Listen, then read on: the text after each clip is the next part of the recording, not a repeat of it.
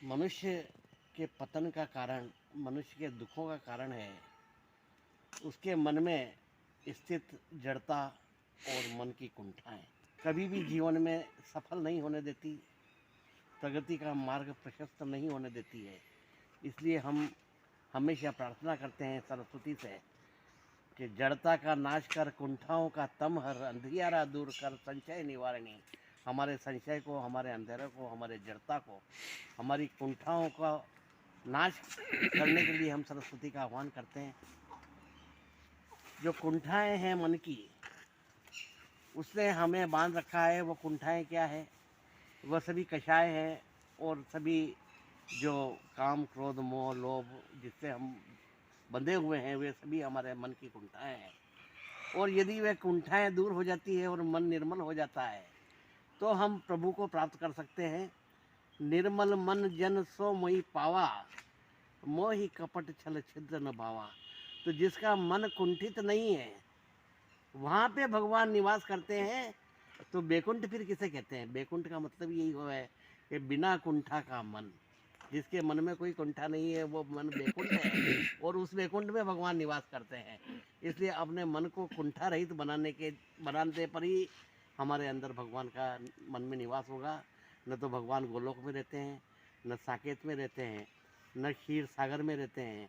वे तो उस मन के व्यक्ति के मन में रहते हैं जिसके मन में कोई भी कुंठा नहीं है और उसका मन निर्मल है। मीराबाई का जन्म 1560 में तुलसीदास जी के 6 वर्ष बाद हुआ था और मात्र 42 वर्ष की उम्र उन्होंने जी और प्रभु के अंदर समाहित हो गई। राजस्थान में 2 बड़े तीर्थ हैं। एक है नाथद्वारा, जो वैष्णव संप्रदाय का सबसे बड़ा तीर्थ है, और दूसरा एकलिंग जी, जो शैव संप्रदाय का बड़ा तीर्थ है। उस समय में शैव और वैष्णवों के बीच में काफ़ी संघर्ष था। मीराबाई नाथद्वारा भी गई दर्शन करने के लिए। तब वहाँ शैव संप्रदाय के संतों ने कहा कि आप वैष्णव संप्रदाय की दीक्षा ले लीजिए और ये कंठी जो है ये धारण कर लीजिए। तो मीराबाई ने स्वीकार नहीं किया। उसके बाद में जब वो एकलिंग जी गई, तब शैव संप्रदाय के संतों ने कहा कि आप शैव संप्रदाय स्वीकार कीजिए और ये रुद्राक्ष की माला धारण कीजिए। तो भी मीराबाई को स्वीकार नहीं हुआ और वो चल दी। उसे भक्त रैदास के दर्शन हुए। रैदास अपने मन में भगवान के भजन करते हुए अपने हाथों से जूते गांठने के काम कर रहे थे और उन्हें उतनी भी सुधि नहीं थी कि मेरे सामने कोई बैठा है। मीराबाई अपलक उसको देखती रही। तब उसने कहा कि मैं यदि दीक्षा लूँगी तो मैं किसी को गुरु बनाऊंगी तो मैं इस भक्त रैदास को बनाऊंगी, क्योंकि यह व्यक्ति, इसके मन में किसी प्रकार की कोई कुंठा नहीं है। ये कुंठा से रहित है और अपना काम कर रहा है और भगवान की भक्ति भी कर रहा है। धर्म और कर्म का ऐसा सामंजस्य मुझे पहली बार देखने को मिला।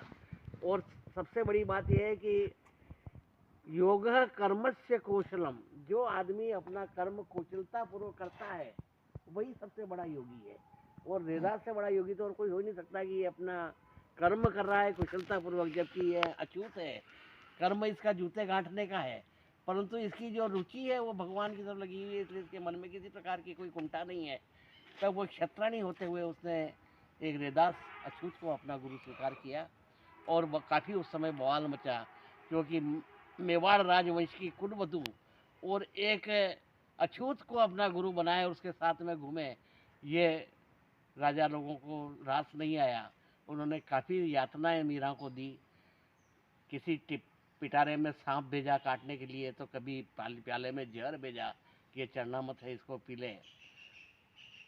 तो हाथ में प्याला ले नाचने लगी मीरा, नाच उठी छाया कराल महाकाल की। नाच उठे घुंघरू उल्लासित हो आंगन में, झूम झूम नाच उठी मूरत मंडमाल की। नाच उठी दासी भी जीवन निज सफल जान, नाच उठी कुमति कराल भूपाल की। और पलकों में नाच उठी पुतली दो नैनन की, और प्याले में नाच उठी मूरत गोपाल की। तो वो इस प्रकार से समर्पण के साथ में भगवान की भक्ति करती। तो उसे न तो सांप से काटने से असर हुआ, न जहर पीने से असर हुआ, और अंतिम समय में वह द्वारकाधीश चली गई और द्वारका के में नाथ के सामने ही हमेशा नृत्य करती थी। तब राजवंश के लोगों ने उसे बुलावा भेजा। तब उसने कहा कि मैं एक बार अंतिम दर्शन और भगवान के कर लूँ, उसके बाद मैं तुम्हारे साथ चलूँगी। तो उसने कहा मैंने तो मेरा पति भगवान श्री कृष्ण को बनाया है, लौकिक पति तो मेरा है ही नहीं, तो मुझे किधर जाना है।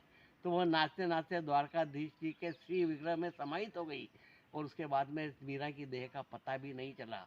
तो इस प्रकार से रैदास और मीरा कुंठा रहित जो भक्ति की, अपने मन को बेकुंठ बनाया, इसलिए उसके मन में भगवान का निवास हुआ। और आज भी ये दोनों चरित्र अमर है। और मीरा ने न तो किसी को, तुलसीदास जी भी उससे 6 वर्ष बड़े थे और उनको भी गुरु नहीं बनाया, और किसी को भी गुरु नहीं बनाते हुए रैदास को गुरु बनाया, क्योंकि उसका मन कुंठा से रहित था, इसलिए उसके मन में बैकुंठ था और बैकुंठ में भगवान का वास होता है।